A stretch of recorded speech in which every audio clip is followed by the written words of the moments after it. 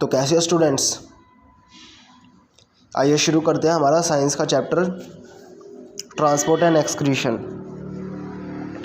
तो हमने इसकी प्रीवियस 4 वीडियोस के अंदर जो बेसिक सी वीडियोस है, हमने उसके अंदर हमारे ह्यूमंस के बारे में पढ़ा, हमने प्लांट्स के बारे में पढ़ा कि प्लांट के अंदर वाटर कैसे जाता है, जाइलम के बारे में पढ़ा, फ्लोएम के बारे में पढ़ा।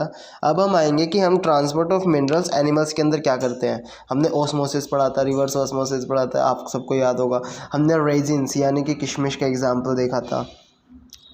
चलो तो देखो, circulatory system in humans. Circulation का मतलब क्या होता है? सबसे पहली चीज़ हम देखते हैं कि सर्कुलेशन का मतलब क्या होता है। ये हमारा जिस वर्ड से आया है उस वर्ड का मतलब होता है सर्कुलेशन, यानी कि सर्कुलेशन का मतलब होता है कि जो भी हमारी बॉडी के अंदर जो न्यूट्रिएंट्स हैं उनको सर्कुलेट करना वन प्लेस से अनदर प्लेस पे। जबकि हमने प्लांट्स के अंदर इसके लिए क्या टर्म पढ़ी थी? हाँ, ट्रांसलोकेशन। बल्कि ह्यूमंस के अंदर जब हम बात करेंगे तो हम किसका वर्ड यूज़ करेंगे? सर्कुलेशंस। तो देखो, जो ह्यूमन का सर्कुलेटरी सिस्टम होता है वो कंसिस्ट करता है, क्या कहते हैं, ब्लड को कंसिस्ट करता है, ब्लड वेसल्स को कंसिस्ट करता है, हार्ट को करता है। हमने ये चीज़ लास्ट क्लास में डिस्कस करी थी कि ह्यूमंस के सर्कुलेटरी सिस्टम को कार्डियोवास्कुलर सिस्टम कहते हैं। तो बेसिक सा रिवीजन करते हैं।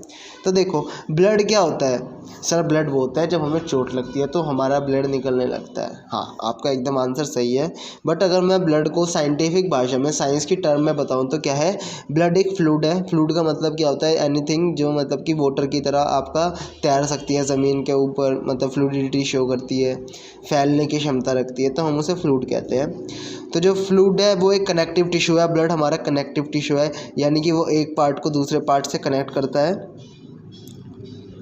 एंड याद रखने वाली बात, जीके में आने वाले क्वेश्चंस, कि जो हमारी बॉडी होती है उसके अंदर, मतलब कि अडल्ट की बॉडी होती है, जो बड़े लोगों की बॉडी होती है, उसके अंदर 5 से 6 लीटर ऑफ ब्लड पाया जाता है जनरली।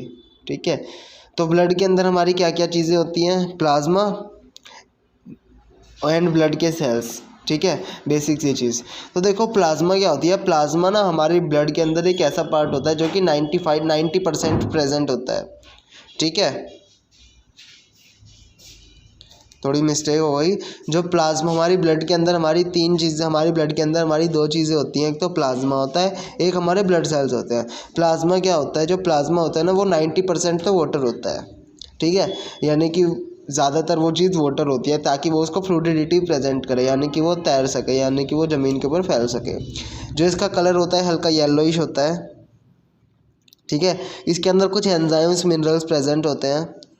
ठीक है, अब हम आते हैं ब्लड सेल्स के ऊपर। ब्लड सेल्स हमारे, देखो सिंपल सी चीज़ है, हमारे 3 टाइप्स के ब्लड सेल्स होते हैं। सर 3 टाइप का कौन? ये तो सर हम पहली बार सुन रहे हैं। हाँ, ये चीज़ आप पहली बार सुन रहे हो, पर इस चीज़ को आप हमेशा के लिए याद रख लेना कि हमारे ब्लड के 3 टाइप्स होते हैं। पहली चीज़ RBC यानी कि रेड ब्लड सेल्स, आप सबने सुना होगा। एंड कोरोना टाइम पीरियड में आपने वाइट ब्लड सेल्स के बारे में भी सुना होगा, ये इम्यूनिटी प्रोवाइड कराते हैं अच्छी सी।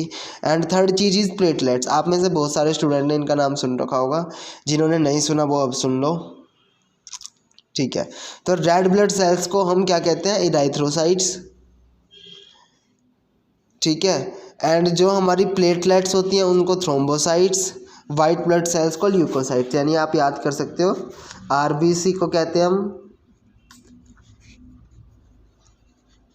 इराइथ्रोसाइट्स,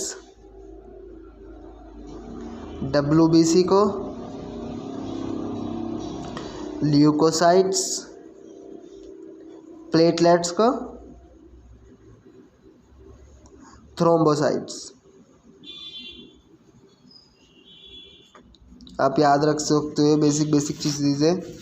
ये हमें यहाँ पे हमारे फंक्शन दे दिए कि हमारे रेड ब्लड सेल का फंक्शन क्या होता है। तो आप बस इसके अंदर एक वर्ड याद रख लेना कि हमारे ब्लड के अंदर, रेड ब्लड के अंदर हमारे प्रेजेंट होता है हीमोग्लोबिन। ठीक है, हीमोग्लोबिन का काम क्या होता है? ये हमारे क्या कहते हैं, ऑक्सीजन को बाइंड करता है। ठीक है, यानी हमने सुना है ना कि जो हमारा ब्लड है वो ऑक्सीजन को कैरी करता है। तो ये हमारी बॉडी, ये हमारे ब्लड का वो पार्ट होता है जो ऑक्सीजन के साथ अटैच होता है। WBC का काम क्या होता है? ये ना हमारी डिसीज़ से लड़ता है, बीमारियों से लड़ता है। इसलिए आजकल कोरोना टाइम पीरियड में क्या नहीं रहे, अपनी इम्यूनिटी बढ़ाओ, अपने WBCs बढ़ाओ। Then thrombocytes. ठीक है। इनका क्या काम होता है, ये ना ब्लड की क्लोटिंग में हेल्प करते हैं। सर क्लोटिंग तो सर हमने पहली बार सुना है। देखो जब भी आपके हाथों पे चोट लगती है या कहीं भी शरीर पे चोट लगती है, आपने कभी देखा होगा कि उसके होने के बाद उस पर पपड़ी बन जाती है, देखा है आप सबने? हाँ, तो उसी प्रोसेस को क्लोटिंग कहते हैं, जो वो पपड़ी का बनना, यानी कि formation of clots of blood is known as clotting. ठीक है। देन हम बेसिक सी चीज़ हमने जैसे कि पढ़ा था कि जैसे हमारे प्लांट्स के अंदर पाइपलाइन सिस्टम होता है, ऐसा ही हमारे ह्यूमंस के अंदर भी पाइपलाइन टाइप सिस्टम होता है। हमारी जो ब्लड वेसल्स होती हैं वो 3 टाइप्स की होती हैं, आर्टरीज, वीन्स एंड कैपिलरीज। नाम याद रख लेना, बहुत इंपॉर्टेंट है। ठीक है।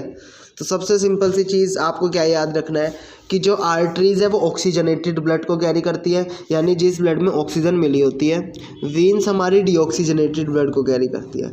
देखो स्टूडेंट्स, हमारे ब्लड के अंदर क्या सिस्टम होता है, ये जो ना हम देखो आप सबने सुना होगा हम ऑक्सीजन लेते हैं एंड कार्बन डाइऑक्साइड छोड़ते हैं, तो ऐसे ही हमारे ब्लड के साथ भी होता है कि जो हम ऑक्सीजन लेते हैं ना, वो ऑक्सीजन पूरे शरीर में कैसे जाएगी, आरबीसी के साथ जाएगी। आरबीसी के किस कंपोनेंट के साथ अटैच होके, हीमोग्लोबिन के साथ अटैच होके, तो वो उसके साथ अटैच होकर पूरी बॉडी में सर्कुलेट करती है। एंड जब पूरी बॉडी के सेल्स ऑक्सीजन को ले लेते हैं एंड वो उनको कार्बन डाइऑक्साइड दे देते हैं, तो वो कार्बन डाइऑक्सीजनेटेड ब्लड हो जाता है, यानी डीऑक्सीजनेटेड ब्लड हो जाता है। तो यानी जो हमारी वीन्स होती है वो डीऑक्सीजनेटेड ब्लड कैरी करती है, आर्टरीज हमारी ऑक्सीजनेटेड ब्लड कैरी करती है। ठीक है, बेसिक सी चीज़ बात है। आप इनके ये एग्जांपल्स पढ़ सकते हो।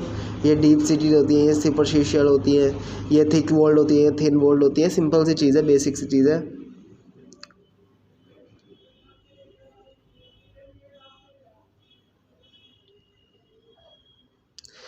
ऐसा ही देखो जो पर हमने तो क्या कहते हैं सर इसके अंदर अभी अभी एक कैपिलरी का नाम भी सुना। तो देखो कैपिलरी क्या होता है, वो ना हमारे आर्टरीज़ के ही कुछ हिस्से होते हैं, वो एकदम पतले पतले, मतलब कि एकदम डिवाइड हो जाते हैं वो थिन ट्यूब्स में। ठीक है।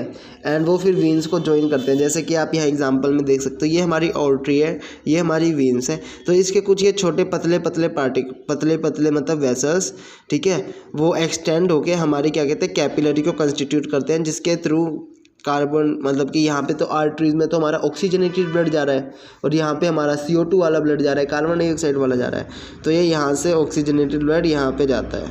ठीक है, मतलब कि ट्रांसफ़र होता है। तो ये बीच का कनेक्टिंग एरिया होता है। अब देखो हमने कार्डियोवास्कुलर सिस्टम के अंदर हमारी 3 चीज़ें आती थी, blood, blood vessels and heart. हमने ब्लड के बारे में पढ़ लिया कि ब्लड के हमारे 3 टाइप्स होते हैं, RBC, WBC एंड प्लेटलेट्स। ठीक है। ब्लड वेसल्स के बारे में पढ़ लिया, इसके हमारे 3 टाइप्स होते हैं, arteries, veins and capillaries. Now हम आते हैं हार्ट के ऊपर। ये हमारा हार्ट का छोटा सा डायग्राम है। ठीक है, आप याद कर सकते हो डायग्राम को, आप कॉपी में ज़रूर बनाना है ये डायग्राम आपको। ठीक है।